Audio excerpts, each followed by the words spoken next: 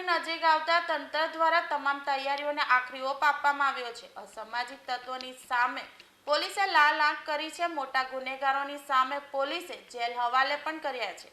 આજે વહેલી સવારે સુરત એસઓજી દ્વારા કતારગામ વિસ્તારમાં વહેલી સવારે કોમ્બિંગ હાથ ધરવામાં આવ્યું હતું, જેને લઈ આરોપીઓમાં ફફડાટ જોવા મળ્યો હતો। ચૂંટણી અને તહેવાર સમયે કોઈ અનિચ્છનીય ઘટના ન બને તેને લઈ પોલીસ ફૂટ પેટ્રોલિંગ અને કોમ્બિંગ હાથ ધરવામાં આવ્યું હતું। સુરત શહેર પોલીસ કમિશનરના આદેશથી એસઓજી પોલીસને કોમ્બિંગ નાઇટનો આદેશ આપવામાં આવ્યો હતો।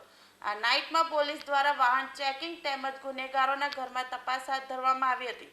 ડીસીપી, એસીપી, પીઆઈ, પીએસઆઈ કક્ષાના અધિકારીઓ આ કોમ્બિંગ નાઇટમાં જોડાયા હતા। મહત્વનું છે કે અગાઉના દિવસોમાં પણ આ જ રીતે કોમ્બિંગ નાઇટ કરવામાં આવશે, જેથી ગુનેગારોમાં પણ એક ફફડાટ રહે।